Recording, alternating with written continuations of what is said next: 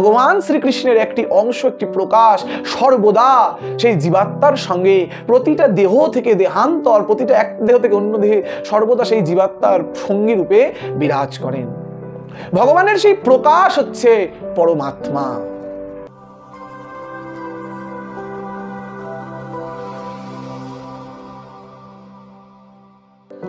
হরে কৃষ্ণ। ওম অজ্ঞানতিমিরান্ধস্য জ্ঞানাঞ্জনশলাকয়া চক্ষুরুন্মিলিতং येन তস্मै শ্রীগুরবে নমঃ। নমো বিষ্ণুপাদায় কৃষ্ণপৃষ্ঠায় ভূতলে শ্রীমতে ভক্তিবেদান্ত স্বামিনিতি নামিনে। নমস্তে সারস্বতে দেবে গৌরবাণী প্রচারিণে নির্বিশেষ শূন্যবাদী পাশ্চাত্য দেশতারিণে। হরে কৃষ্ণ। শ্রীল প্রভুপাদ কি জয়। সুধী সজ্জন ভক্তবৃন্দ, আপনাদের সকলের চরণ কমলে আমার ভক্তিপূর্ণ প্রণাম। আমরা প্রত্যেকেই এই জগতে আমরা বাস করছি, বিচরণ করছি, শুধুমাত্র এই একটি দেহে নয়, এর পূর্বে বহু বহু দেহ অতিক্রম করে এই দেহটি আমরা লাভ করেছি এবং পরবর্তীতেও যে আমাদের কত দেহ আরো জন্ম লাভ করতে হবে তার কোনো নিশ্চয়তা নেই। আমরা এই একের পর এক জড় শরীরের ভিতরে বদ্ধ থেকে এই জগতের দুঃখ ভোগ করছি, কিন্তু এই জড় ভোগী বিষয়ী মানুষ আমরা চিন্তাও করছি না যে কেন আমরা এই দুঃখ ভোগ করছি। আমাদের সেই বিষয়ে কোনো জানার আগ্রহ নেই যে প্রকৃতপক্ষে আমি কে।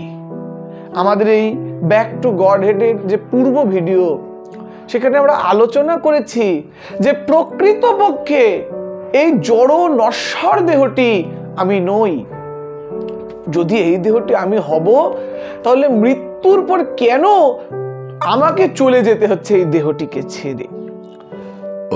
এই দেহটি আমার, ভগবান আমাকে এই দেহটি দিয়েছে। প্রকৃতপক্ষে এই দেহটির পূর্ণ মালিক হচ্ছেন ভগবান, কিন্তু গৌণ মালিক হলাম আমি। কেননা ভগবান আমাকে এই দেহে রেখেছেন, এই দেহে আমাকে প্রেরণ করেছেন, এই দেহের ভেতরে আমি বদ্ধ হয়ে রয়েছি।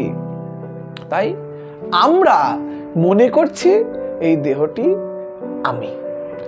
আর জীবের যে এই জগতে এত প্রবলেম, এত সমস্যা, এত দুঃখ, এত দুর্দশা, তার একমাত্র কারণ আমরা আমাদের এই দেহকে নিজের সঙ্গে একীকরণ করে ফেলছি। তো আমি এই দেহ নই, আমি হচ্ছি আত্মা।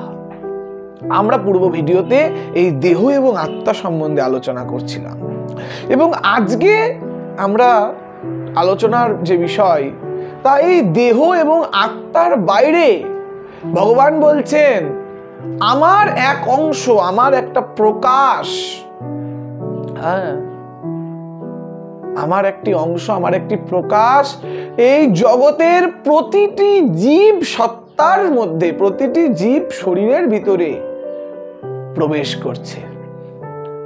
এবং যখনই জীব, এই যে আমরা প্রতিটা জীব, আমাদের নিত্য আলয়, নিত্য ধাম, আমাদের নিজের বাড়ি, সেই ভগবানের কাছ থেকে যেই মুহূর্তে কোনো কারণবশত, কারণটি কি, ভগবানের সেই পূর্ণ ঐশ্বর্যময় ধামে, পূর্ণ মাধুর্যময় ধামে, ভগবানের সেই পূর্ণ শক্তি, পূর্ণ ঐশ্বর্য, পূর্ণ যশ আদি দর্শন করে যখন এই দাস জীব, তার পরিচয় হচ্ছে কৃষ্ণের নিত্য দাস, সেই ভগবান শ্রীকৃষ্ণের সেবা করবার মাধ্যমে, ভগবানের প্রীতি বিধান করবার মাধ্যমে সে সেখানে নিত্য আনন্দ লাভ করছে। সেই নিত্য আনন্দের ধামে থাকা সত্ত্বেও যখন জীবের মনে প্রভুত্ব করবার বাসনার উদয় হয়, তখন জীবকে ভগবত ধাম থেকে এই জড় জগতে অধঃপতিত হতে হয়। এবং বলা হচ্ছে যেই মুহূর্তে জীব ওই ভগবত ধাম থেকে বেরিয়ে এই জড়জগতে অধঃপতিত হয়, সেই সময় থেকে জীবাত্মার সঙ্গী রূপে ভগবান শ্রীকৃষ্ণের একটি অংশ, একটি প্রকাশ সর্বদা সেই জীবাত্মার সঙ্গে প্রতিটা দেহ থেকে দেহান্তর, প্রতিটা এক দেহ থেকে অন্য দেহে সর্বদা সেই জীবাত্মার সঙ্গী রূপে বিরাজ করেন। ভগবানের সেই প্রকাশ হচ্ছে পরমাত্মা। ভগবান অর্জুনকে বলছেন যে হে অর্জুন, আমি প্রতিটি জীবের হৃদয়ে পরমাত্মা রূপে বিরাজ করি। প্রতিটি জীবের হৃদয়ে ভগবান পরমাত্মা রূপে বিরাজ করছেন। এবার আমাদের মনে হতে পারে, যদি ভগবান আমার এই দেহে বিরাজ করেন, ভগবান যদি আমার এই শরীরে থাকেন, তাহলে আমিই কি ভগবান? এইটা একটি খুব ভ্রমের বিষয়। যেহেতু কলি যুগ, আমাদের হৃদয় কলির কলুষে কলুষিত হয়ে রয়েছে, আমাদের চিন্তা করার ক্ষমতা সীমিত, আমাদের এই জগৎকে ভোগ করবার, জগতে প্রভুত্ব করবার বাসনা প্রবল। তাই আমরা মায়ার দ্বারা প্রভাবিত হয়ে অনেক সময় এই সকল তত্ত্বকে জানা সত্ত্বেও বিভ্রান্ত হয়ে যায়, মোহিত হয়ে যায় এবং নিজেকে প্রভু বলে চিন্তা করার বশে আমরা এক পর্যায়ে নিজেকে ভগবান মনে করতে থাকি, এবং সেটা হচ্ছে জীবের সব থেকে মূর্খতম দশা। এই দেহে ভগবান বিরাজ করছেন, ভগবানের প্রকাশ এই দেহে পরমাত্মা রূপে বিরাজ করছেন, কিন্তু এই পরমাত্মা এবং আমি সেই পরমাত্মার অংশ, জীবাত্মা ভগবানের অংশ, এই যে দুটো ব্যক্তিত্ব পরমাত্মা এবং জীবাত্মা, সেই দুটো সম্পূর্ণ স্বতন্ত্র স্বাধীন ব্যক্তিত্ব। এর চরিত্র এবং এর চরিত্র সম্পূর্ণ আলাদা। যদিও এই পরমাত্মা হচ্ছেন ভগবানের অংশ, সচ্চিদ আনন্দময়, এবং জীবাত্মা তাও সেই পূর্ণ ভগবানের অংশ, সচ্চিদ আনন্দময়, কিন্তু পরমাত্মা হচ্ছে স্বয়ং ভগবানের প্রকাশ। ভগবান বলছেন আমি পরমাত্মা রূপে প্রতি জীবের হৃদয়ে বিরাজ করছি। তাই পরমাত্মা হচ্ছে বিভু, কিন্তু এই জীবাত্মা সে হচ্ছে অনু। পরমাত্মা হচ্ছে পূর্ণ আর জীবাত্মা তার অংশ। এই জীবাত্মা সে তার এই ক্ষেত্র সম্বন্ধে অবগত, সে তার এই প্রতিটা ক্ষেত্র সম্বন্ধে জানছে, কিন্তু বিস্মৃতির দ্বারা সে সবকিছু আবার ভুলে যাচ্ছে। আমরা পূর্বজন্মে কি ছিলাম, কি কর্ম করেছিলাম আমাদের মনে আছে, কিন্তু ভগবান তার সবকিছু জ্ঞাত থাকেন, তিনি সবকিছু জানেন। এক জন্ম নয়, বহু বহু জন্মের কথা তিনি জানেন, সমস্ত কিছু তার জ্ঞানে রয়েছে। তিনি কিছু বিস্মিত হন না, তিনি কিছু ভুলতে পারেন না, তাই তিনি ভগবান। আমরা শুধুমাত্র আমাদের এই দেহটি সম্বন্ধে জানি। ভগবান শ্রীমদ্ ভাগবত গীতায় বলছেন, আমরা যেই দেহটিকে নিয়ে, যেই দেহের মধ্যে, যেই জড় শরীরের মধ্যে আত্মা প্রবেশ করে সেই জড় শরীরের দ্বারা জগতে কর্ম করছে, সেই জড় শরীরটা হচ্ছে সেই আত্মার ক্ষেত্র। আমরা এবং সেই জীবাত্মা যেই ক্ষেত্র সম্বন্ধে অবগত, সে হচ্ছে ক্ষেত্রজ্ঞ। জীবাত্মা হচ্ছে ক্ষেত্রজ্ঞ, সে এই একটি ক্ষেত্র সম্বন্ধে সে অবগত। আমি আমার এই ক্ষেত্র সম্বন্ধে জানি, আপনি আপনার ক্ষেত্র সম্বন্ধে জানেন। আপনার মাথায় কি চলছে, আপনার শরীরে কি চলছে আমি বুঝতে পারবো না, সেই সম্বন্ধে একমাত্র অবগত থাকবেন আপনি। কিন্তু প্রতিটা জীবের হৃদয়ে বিরাজকারী ভগবান পরমাত্মা রূপে প্রতিটা জীবের দশা সম্বন্ধে, প্রতিটা ক্ষেত্রের অবস্থা সম্বন্ধে তিনি জ্ঞাত। তাই তিনি হচ্ছেন পরম ক্ষেত্রজ্ঞ। ভগবান গীতায় অর্জুনকে বলছেন যে হে অর্জুন, আমি তোমাকে যেই জ্ঞান প্রদান করছি তা আমি আজ তোমাকে প্রদান করছি না। এই যে গীতার শাশ্বত জ্ঞান, তাকে বলি ৫,৫০০ বছর পূর্বেই অর্জুনকে প্রথম ভগবান দেননি। কোটি কোটি বছর পূর্বে ভগবান সূর্যদেব বিবস্বানকে এই জ্ঞান প্রদান করেছেন। ভগবান গীতায় বলছেন, কালের প্রভাবে পরম্পরা ছিন্ন হওয়ায় ভগবান অর্জুনকে আজ আবার এই গীতার জ্ঞান প্রদান করছেন। কেন অর্জুনকেই ভগবান এই গীতার জ্ঞান প্রদান করলেন সেই কথাও ভগবান বললেন, যে কেননা ভক্ত হোসি মে সখা। প্রথম পয়েন্ট, অর্জুন তুমি আমার ভক্ত। অর্জুন ভগবান শ্রীকৃষ্ণের কাছে পূর্ণরূপে শরণাগত ছিলেন। কেমন ভক্ত? শরণাগত ভক্ত। যে শরণাগত ভক্ত সেই একমাত্র ভগবানের এই ভক্তি জ্ঞান অর্জন করার উপযোগী। আমরা যদি এই গীতা ভাগবতের জ্ঞান অর্জন করতে চাই, ভগবানের ভক্তি প্রেম লাভ করতে চাই, আমাদেরকে প্রথমে ভগবানের শরণ গ্রহণ করতে হবে। শ্রীকৃষ্ণের পাদপদ্মে আমরা যদি আশ্রয় করি, তবে একমাত্র ভগবান শ্রীকৃষ্ণের বলা এই পূর্ণ জ্ঞান সম্বন্ধে আমরা যথাযথভাবে অবগত হতে পারবো। নচেত এই সকল ব্যাখ্যার অপব্যাখ্যা আমরা জানব। বলা হয়েছে অমৃতময় দুগ্ধ, তাও যদি কাল সর্পের মুখে মানে কাল সর্প যদি সেই অমৃতময় দুগ্ধে মুখ দেয়, তার বিষ সেই দুগ্ধে মিশে যায়, সেই দুগ্ধ পান করলে সেই অমৃতময় দুগ্ধ বিষে পরিণত হয়। তেমনি এই গীতার জ্ঞান শাশ্বত, তা পূর্ণ মঙ্গলময়, ভগবান এবং ভগবানের কথা অভিন্ন। কিন্তু তা আমাদেরকে শ্রবণ করতে হবে কেমন ভাবে? যাতে আমরা বুঝতে পারি ভগবানের ভক্ত হয়ে, ভগবানের প্রতি বিরূপ মনোভাব নিয়ে, শ্রীকৃষ্ণের প্রতি বিরূপ মনোভাব নিয়ে আমরা যদি এই জ্ঞান আরোহণ করতে চাই, আমরা যদি গীতা বুঝতে চাই, আমরা যদি ভগবানের কথাকে উপলব্ধি করতে চাই, তা কোনোদিন সম্ভব নয়। শ্রীমদ্ ভাগবতে যখন সত্য যুগে ওই হিরণ্যাক্ষকে ভগবান বরাহ রূপে বধ করলেন, এবং ওই হিরণ্যাক্ষের বডিটা পড়ে রয়েছে, দেহটা পড়ে রয়েছে, মাতা অদিতি হিরণ্যাক্ষের মা খুব কাঁদছে। তা সেইখানে হিরণ্যাক্ষের ভাই হিরণ্যকশিপুর মাতা অদিতিকে খুব ভালোভাবে বোঝাচ্ছেন যে এটি দেহ, আত্মা নয়, আত্মা অবিনশ্বর, আত্মার মৃত্যু নেই, আত্মাকে কাটা যায় না, পুরানো যায় না। মা তুমি দুঃখ করো না, দেহের জন্য যারা দুঃখ করে তারা ভালো নয়। এই সব জ্ঞান, এগুলো কোথাকার জ্ঞান? এগুলো কোথায় আছে? এগুলো গীতার জ্ঞান। তাহলে আমরা কি ওই হিরণ্যকশিপুরের থেকে শুনবো? শুনলে কি হবে? আলটিমেট সমস্ত জ্ঞান দেবার পরে হিরণ্যকশিপুর বলছে, মা ফাইনাল ডিসিশন কি দিচ্ছে হিরণ্যকশিপুর? সবকিছু বুঝিয়ে টুঝিয়ে বলার পর ডিসিশন দিচ্ছে, অতএব আমার ভাইকে যেহেতু ওই বিষ্ণু হত্যা করেছে, সে ভাই পাপী পুণ্য সবকিছু বিচার না করে সে সরাসরি ভগবানকে, অতএব বিষ্ণু আমার চিরশত্রু, তাকে হত্যা করা, তাকে বধ করা আমার জীবনের লক্ষ্য। তার সবকিছু জ্ঞান অর্জন করি, সবকিছু জ্ঞান দিয়ে তার জীবনের লক্ষ্য ভগবানের প্রতি সে তার বিরূপ মনোভাবের প্রকাশ করেছে। অর্থাৎ আলটিমেট সমস্ত কিছুর রেজাল্ট কি হবে? জিরো হবে। এই গীতার জ্ঞান আমরা লাভ করতে চাই ভগবানের ভক্তি লাভ করার জন্য, আলটিমেট আমরা সেই উন্নত স্তরে উঠে ভগবানের কাছে ফিরে যাওয়ার জন্য। সুতরাং আমাদেরকে সর্বপ্রথম এই জ্ঞানকে উপলব্ধি করতে গেলে ভগবানের প্রতি পূর্ণ শরণাগত হতে হবে। সেই পূর্ণ শরণাগতি কেমন?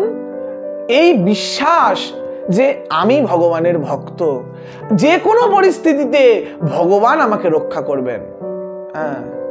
আমার সুখ দুঃখ, জ্বালা যন্ত্রণা আনন্দ সমস্ত কিছু, সমৃদ্ধি নিপাত দুঃখ সুখ সংগঠন যাই হোক না কেন, হে কৃষ্ণ আমি তোমার প্রতি শরণাগত, তুমি আমাকে যা দিবে আমি তাই মেনে নিব, কারণ আমি বিশ্বাস করি তুমি আমাকে যা প্রদান করবে আমার ভালোর জন্য করবে। এইভাবে যে শরণাগত, সে একমাত্র এই ভগবানের জ্ঞান লাভ করার উপযোগী। হে কৃষ্ণ তুমি যা বলবে আমি তাই করব, এইভাবে যে পূর্ণ শরণাগত, সে ভগবানের ভক্তি লাভ করবার উপযোগী। তো অর্জুন ছিলেন একমাত্র ভগবানের ভক্ত, তাই ভগবান অর্জুনকে এই গীতার জ্ঞান প্রদান করেছেন। তিনি অর্জুনকে বলছেন, অর্জুন যখন বলছেন তাহলে কৃষ্ণ তুমি আমি একসঙ্গে জন্মালাম, তুমি আমি বন্ধু, কি করে তুমি এই জ্ঞান কোটি কোটি বছর পূর্বে বিভীষণকে প্রদান করলেন? ভগবান সেখানে তার বিভূত্ব প্রকাশ করছেন। তিনি বলছেন বহু নিমে ব্যতীতানি জন্মানি তব চার্জুন তন্ন অহং বেদ সর্বাণি ন তং বেদ পরন্তপ। আমার এবং তোমার বহু বহু জন্ম এর আগে অতিবাহিত হয়ে গিয়েছে। আমরা এই একটা দেহ পেয়েছি, এইটাই আমাদের প্রথম জন্ম নয়। কত বৃক্ষকুল, পশুকুল, কীটকুল, পতঙ্গকুল, কত কুলে কত জনি লাভ করে, কত জন্ম পার করে আমরা এই মনুষ্য জন্মটা পেয়েছি। অর্জুনকে ভগবান বলছেন, কিন্তু আমাদের সেগুলো মনে নেই, কেননা আমরা অনুসদৃশ জীবাত্মা, আমাদের কোয়ালিটি হলো আমরা সব বিস্মৃত হয়ে যাই, ভুলে যাই, কি করে আমাদের মনে থাকবে? কিন্তু ভগবান বলছেন তন্ন অহং বেদ সর্বাণি, আমার সব মনে আছে অর্জুন, তোমার মনে নাই। কেন? আমি সর্বদা সব কিছু সম্বন্ধে, ব্রহ্মাণ্ড সম্বন্ধে, ব্রহ্মাণ্ডের প্রতিটা অণু পরমাণু সম্বন্ধে আমি জানি, কেননা আমি সব কিছুর মধ্যে বিরাজ করছি। শ্রী চৈতন্য মহাপ্রভু যখন তিনি ওই শ্রীবাস অঙ্গনে বসে প্রত্যেক দিন সন্ধ্যায় মহাভাব প্রকাশ করতেন, একদিন সকলে বসে আছেন, সবার পিছনে বসে আছেন হরিদাস। হরিদাস ঠাকুর তিনি যবন কুলে জন্মেছিলেন এবং তিনি এত বিনম্র, এত মানে মহাপ্রভুকে এত সম্মান দিতেন। তিনি মহাপ্রভুর সঙ্গে কোনোদিন সরাসরি কথা বলতেন না, কোনোদিন মহাপ্রভুর দিকে সরাসরি তাকাতেন না, মহাপ্রভুকে এত সম্মান এত শ্রদ্ধা করতেন, সরাসরি মহাপ্রভুর পাশে গিয়ে বসতেন না। তিনি অনেক দূর থেকে শুধু মহাপ্রভুকে দর্শন করতেন, মহাপ্রভুর বাণী আস্বাদন করতেন। একদিন মহাপ্রভু হরিদাস ঠাকুরকে ডেকে বলছেন, হরিদাস, হরিদাস, জানো আমি তোমায় কত ভালোবাসি। তুমি যে আমার থেকে এত দূরে দূরে থাকো, তুমি কি ভাবো আমি তোমায় ভালোবাসি না?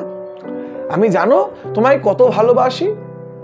আমি তোমার জন্ম জন্মান্তরের বন্ধু। যখন ওই পাপিষ্টরা পাষণ্ডীরা তোমাকে 22 বাজারে নিয়ে গিয়ে বেত্রাঘাত করতে চাইলো, মহাপ্রভু জন্মেরও বহু আগে হরিদাস ঠাকুর এই হরিনাম করবার অপরাধে বাংলার কাজী তাকে কি করেছে, অর্ডার দিয়েছে যতক্ষণ না সে হরিনাম ত্যাগ করবে তাকে বেত্রাঘাত করবার জন্য। তা সব জল্লাদেরা যখন হরিদাস ঠাকুরকে নিয়ে গেছে বেত্রাঘাত করবার জন্য, বেত্রাঘাত করবে, ভগবানের প্রতি সে শরণাগত, সে হরিনাম জপ করছে। সে কাজীকে বলছে, আপনি যদি আমার শরীরকে খণ্ড খণ্ড করে দেন, আমার শেষ খণ্ডটাও হরিনাম করতে থাকবে। তাই আপনার যতক্ষণ এই শরীরের জীবন রয়েছে হরিনাম আমি ছাড়তে পারবো না। যখন বেত্রাঘাত করবে, ভগবান সুদর্শন চক্রকে পাঠিয়েছে, যাও আমার ভক্তকে রক্ষা করো। সুদর্শন চক্র যখন এসছে, হরিদাস ঠাকুর তার প্রার্থনা করছে হরিনাম করতে করতে, প্রভু এরা অজ্ঞানী, এরা কিছু জানে না, এদের তুমি ক্ষমা করে দাও।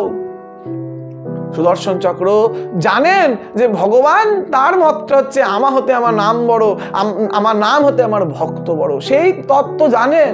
তাই তিনি হরিদাস ঠাকুরের কথা মেনে ফিরে চলে গেছেন। মহাপ্রভু বলছেন, জানো হরিদাস, যখন তুমি এই সুদর্শনকে ফিরিয়ে দিলে, আমি কোনো উপায় না পেয়ে তোমার শরীরে আমার শরীরকে স্থাপন করে ওই সকল বেত্রাঘাত আমার পৃষ্ঠে আমি ধারণ করলাম, সকল তোমার যন্ত্রণা ব্যথা আমি গ্রহণ করলাম। এই দেখো বলে মহাপ্রভু আজ তার উত্তরীয়টা খুলে তার পিঠ ঘুরিয়ে দিয়েছেন। সকল ভক্তগণ দেখতে পাচ্ছেন মহাপ্রভুর সমগ্র পিঠ বেতের দাগে রক্তাক্ত। অদ্বৈত আচার্য, নিত্যানন্দ প্রভু আদি ভক্তগণ মহাপ্রভুর এত করুণা, ভগবানের তার ভক্তের প্রতি এত করুণা কৃপা দর্শন করে সেই কথা উপলব্ধি করে ক্রন্দন করছে। হরিদাস ঠাকুর মহাপ্রভুর চরণে লুটিয়ে পড়েছে। আলটিমেট যেটা ডিসিশন, যে ভগবান তিনি হচ্ছেন আমাদের একমাত্র বন্ধু। আমাদের অনেক সময় জীবনের অনেক পর্যায়ে নানা রকম বন্ধুরা আসতে থাকে যেতে থাকে, আসতে থাকে যেতে থাকে। বন্ধু যিনি আমাদের সর্বক্ষণের সাথী, সেই রকম সর্বক্ষণের সাথী যিনি আমাদের সর্বক্ষণ আমাদেরকে সাথ দিয়ে চলেছেন। শুধুমাত্র এই একটা দেহে নয়, দেহের পর দেহ আমরা দেহান্তরিত হতে থাকছি, সর্বদা যে আমার হাতটা শক্ত করে ধরে রয়েছে তিনি হচ্ছেন ভগবান। আমরা যদি সেটা উপলব্ধি করতে পারি, আমরা যদি তার চরণে সেইভাবে শরণাগত হতে পারি, তিনি আমাদের সর্বদা মঙ্গল করবেন, তিনি আমাদের সর্বদা সঠিক পথে নিয়ে যাবেন, তিনি আমাদের সর্বদা এক উন্নত থেকে উন্নততর জীবনে উদ্ধিত করে আলটিমেট তার নিত্যধামে আমাদেরকে ফিরিয়ে নিয়ে যাবেন। ভক্তের শরণাগতির স্টেট অনুযায়ী পরমাত্মা রূপী ভগবান আমাদেরকে কৃপা করেন। এমনটা নয় আমি ভগবানকে মানি না, ভগবানের নাম শুনতে ভালোবাসি না, ভগবানের ভক্তদের সহ্য করতে পারি না, ভগবান পরমাত্মা রূপী আমার উদ্ধার করে দিবে না। সেক্ষেত্রে ভগবান শুধু এক সিসিটিভির মতো শুধুমাত্র আমার ওই বিরূপ আচরণগুলোকে দর্শন করবে এবং আমার এই জন্মের শেষে আমাকে নিম্নতর জনিতে প্রেরিত করবে। কিন্তু যখন আমরা ভগবানের প্রতি শরণাগত হব, ভগবানের ভক্তদের প্রতি আমরা যখন বিনম্র হব, ভগবানের নামের প্রতি যখন আমাদের রুচি আসবে, ভগবান তখন পরমাত্মা রূপী ভেতরে আমাদের অন্তর থেকে আমাদের অন্তরকে নির্মল করে আমাদেরকে উন্নত থেকে উন্নততর জীবনে উদ্ধিত করবে। যাই হোক, আমাদের আজকের যে আলোচনা, যে পরমাত্মাই জীবাত্মার প্রকৃত বন্ধু, ভগবান হচ্ছেন আমাদের প্রকৃত সম্বল, তাকে আমরা যদি আশ্রয় করে বাঁচতে পারি সেটাই হবে আমাদের মনুষ্য জীবনের সাফল্য। কারণ এই মনুষ্য জন্মটা শুধুমাত্র এই ভগবানের ভজন করবার জন্য। অন্যান্য সকল কর্ম আপনি অন্য জন্মে করতে পারবেন, একমাত্র যেই কর্মটা আপনি অন্য জন্মে করতে পারবেন না সেইটা হচ্ছে এই ভগবানের ভজনা, রাধা কৃষ্ণের ভজনা। হরি হরি বিফলে জনম গুয়াইনু, মনুষ্য জনম পাইয়া রাধা কৃষ্ণ না ভজিয়া, জানিয়া শুনিয়া বিষ খাইনু। তাই আমরা এই দুর্লভ মনুষ্য জন্ম পেয়েছি রাধা কৃষ্ণের ভজনা করার জন্য, ভগবানের ভজনা করার জন্য। আমাদের যে প্রথম যোগ্যতা তা হচ্ছে সাধু সঙ্গ। আমরা এই অনলাইনের মাধ্যমে সাধু সঙ্গে যুক্ত হয়েছি, ভগবানের কথা আস্বাদন করছি। এইখান থেকে আমাদের ভক্তি জীবনের সূত্রপাত হবে। ধীরে ধীরে আমরা ভক্তি জীবনে এগিয়ে চলবো, ভগবানের আদেশ উপদেশগুলোকে জানতে জানতে ধীরে ধীরে সেগুলো আমাদের জীবনে পালিত করতে থাকবো, এবং একটা সময়ে আমরা ভগবানের শুদ্ধ ভক্তে পরিণত হয়ে যাবার আশা রাখবো। হরে কৃষ্ণ কৃষ্ণ কৃষ্ণ হরে হরে, হরে রাম রাম রাম হরে হরে। অসংখ্য ধন্যবাদ সকলকে। হরে কৃষ্ণ।